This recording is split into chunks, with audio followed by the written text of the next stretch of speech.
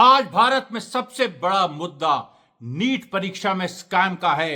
जो national testing agency 2017 में जो बीजेपी राज में बनाई गई, वो एक एग्जाम कंडक्ट करती है ऑल इंडिया, जिसके माध्यम से जो 12th पास स्टूडेंट्स हैं वो मेडिकल कॉलेजेस में, जो कई मेडिकल कॉलेजेस देश में हैं, वहां पर वो क्वालिफाई करते हैं। और आप सब ने सुना होगा किस तरीके से उसमें 67 टॉपर्स निकले, 1500 से ऊपर, 1500 से ऊपर स्टूडेंट्स को ग्रेस मार्क्स दिए गए।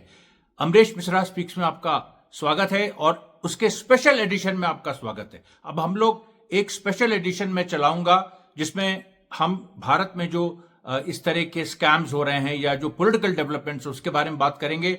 और फिलिस्तीन पे भी हम 2 वीडियोज अब से डालेंगे। एक वीडियो एनालिसिस होगी, जो कि कुछ वीडियोज आते हैं उनके एनालिसिस, और फिर जो हमारा रेगुलर जो डेली राउंड अप होता है फिलिस्तीन पे वो आएगा। तो 3 वीडियोस का आज इंतजार करिए और एक से बढ़ के एक मैं आपको वादा करता हूं कि उसमें कंटेंट रहेगा। और इस वीडियो को भी आप दिखाइए, क्योंकि ये देखिए और आगे बढ़ाइए, क्योंकि इसमें जो पूरी बात फंस रही है वो नीट की जो का पूरा इशू है वो दरअसल कहां तक पहुंच रहा है आपको पता है?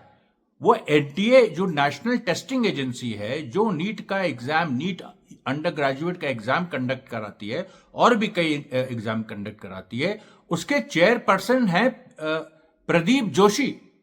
और प्रदीप जोशी कौन है? प्रदीप जोशी अखिल भारतीय विद्यार्थी परिषद के सदस्य हैं। जब वो कानपुर विश्वविद्यालय में थे, बल्कि अध्यक्ष थे। एबीवीपी जो आरएसएस का स्टूडेंट विंग है, उसके वो कानपुर विश्वविद्यालय में अध्यक्ष थे। और उसके बाद उनको आरएसएस, ये बिल्कुल मतलब एक आरटीआई से निकाली गई खबर है कि उनको आरएसएस प्रचारक विनोद जी, जो छत्तीसगढ़ और मध्य प्रदेश दोनों देखते थे, विनोद जी, आरएसएस प्रचारक ने प्रदीप जोशी को सबसे पहले मध्य प्रदेश सेवा आयोग, जो मध्य प्रदेश का जो एक एमपीएससी होता है, मध्य प्रदेश सर्विस कमीशन, उसका उन्होंने उनको अध्यक्ष बनाया था। और जो व्यापम स्कैम है जिसमें 50 लोग मारे गए, जो मेडिकल एंट्रेंस का पहला जो स्कैम है, जो कि व्यापम इसलिए कहा जाता है क्योंकि जो मध्य प्रदेश का जो बोर्ड है, जो मेडिकल एंट्रेंस एग्जाम कंडक्ट करता था, उसका नाम व्यापम था। तो वो व्यापम जो स्कैम है वो 2013 में खुलता है, और जिसमें यह है कि करीब 2 दशकों से मध्य प्रदेश के एंट्रेंस मेडिकल एग्जाम्स में धांधली हो रही है। इसी तरह की धांधली जैसे अभी सामने आई है, कुछ कुछ मिलती हुई, जिसमें जो अच्छे स्टूडेंट्स हैं उनके अगल बगल खराब स्टूडेंट बैठा दिए जाते हैं ताकि वो कॉपी कर सके। जो सेंटर्स हैं जहां पर इम्तिहान दिए जाते हैं उनका मैनिपुलेशन, और बहुत बड़े लेवल का, जिसमें कई मिनिस्टर्स गिरफ्तार हुए, सब लोग हुए। उसमें सीबीआई को अंतोगत्वा केस गया, लेकिन उसकी कोई भी सेटिस्फैक्ट्री आज तक रिस्पॉन्सिबिलिटी नहीं फिक्स हुई। तो 2013 में व्यापम स्कैम ब्रेक हुआ और 2014 में प्रदीप जोशी एमपीएससी के हेड बने, चीफ बने, और उन्होंने व्यापम स्कैम में पूरी तरह से पर्दा डालने का काम किया। उसके साथ साथ शिवराज सिंह चौहान, जो इस समय मेंबर ऑफ पार्लियामेंट हैं, जिनको एग्रीकल्चरल मिनिस्ट्री मिली हुई है, और जो आरएसएस के बहुत बड़े एक प्रोडिजी माने जाते हैं, मध्य प्रदेश के कई बार मुख्यमंत्री रहे हैं, वही उस समय मुख्यमंत्री थे जब व्यापम स्कैम जब खुला, और उन्होंने बहुत कोशिश की बचाने की, और यहां तक कि उनकी गिरेबान तक चीजें पहुंच गई थी कि शिवराज सिंह चौहान खुद इसमें इन्वॉल्व है। लेकिन उस समय मध्य प्रदेश के हाई कोर्ट ने जब मांगी गई सीबीआई इंक्वायरी, उस समय नहीं दी। बाद में शिवराज सिंह चौहान ने लीपा पोती के लिए खुद ही सीबीआई के इंक्वायरी के लिए एक रिक्वेस्ट किया, और उसके बाद जो सीबीआई इंक्वायरी हुई वो आप देखिए किस तरह की है। तो आरएसएस का ये पूरा मूव था कि मध्य प्रदेश, जो कि मध्य प्रदेश अपनी लेबोरेटरी, आरएसएस कहता है गुजरात और मध्य प्रदेश उसकी सबसे बड़ी लेबोरेटरी है, तो वहां पर मेडिकल एग्जामिनेशन में ये एक आरएसएस का एक पूरा उनकी नीति है कि अपने कैंडिडेट्स को इंजीनियरिंग, मेडिकल स्कूल्स में, कॉलेजेस में, यूनिवर्सिटीज में, सब जगह बैठाओ। और ये जो पूरी बात आई है इस समय भी देखिए जो एनटीए है उसके चीफ कौन है, चेयरमैन कौन है? प्रदीप सिंह। आज आपने पढ़ा होगा कि एनटीए चीफ को हटा दिया गया है, सुबोध सिंह। वो एनटीए के डीजी हैं, डायरेक्टर जनरल है।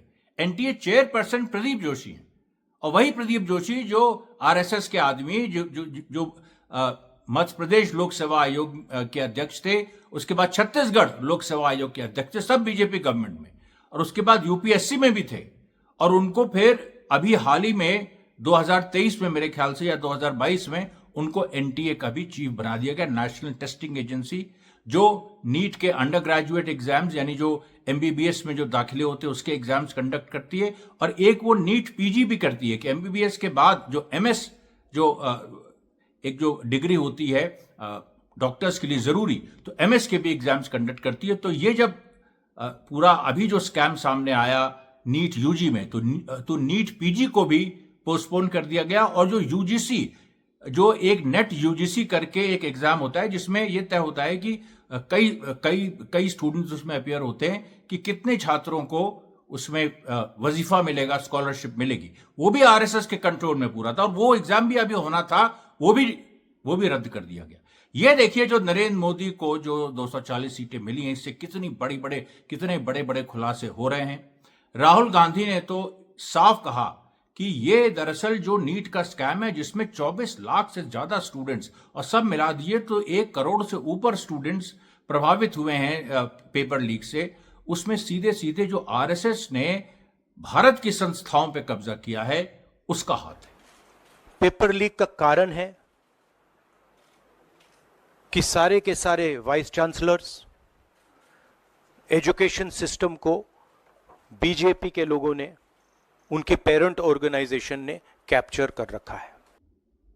और साथ ही साथ राहुल गांधी ने यह भी कहा कि नरेंद्र मोदी सीधे तौर पे इसके लिए जिम्मेदार हैं, क्योंकि आरएसएस का एजेंडा नरेंद्र मोदी ही इंप्लीमेंट इस देश में करते रहे हैं, और यह चीज जो है जब तक आरएसएस के चंगुल से ये संस्थाएं मुक्त नहीं होंगी तब तक इस तरह के स्कैम्स चलते रहेंगे।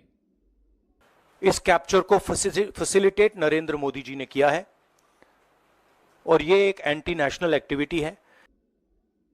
अब देखिए, अब anti national activity Narendra Modi ने की है, ये राहुल गांधी ने साफ कर दिया है।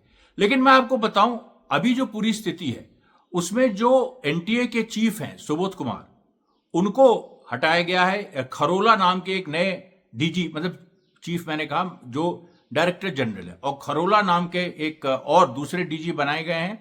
और जो जांच पहले ये हुआ था 12 जून को कि जांच जो है पूरे स्कैम की प्रदीप जोशी खुद करेंगे, यानी एनटीए के खिलाफ जांच एनटीए का चेयरमैन करेगा, लिपापोती तय थी। लेकिन और धर्मेंद्र प्रधान जो एजुकेशन मिनिस्टर हैं, उन्होंने आके साफ ये भी कहा था कि एनटीए में कोई गड़बड़ी नहीं, इतने पावरफुल प्रदीप जोशी।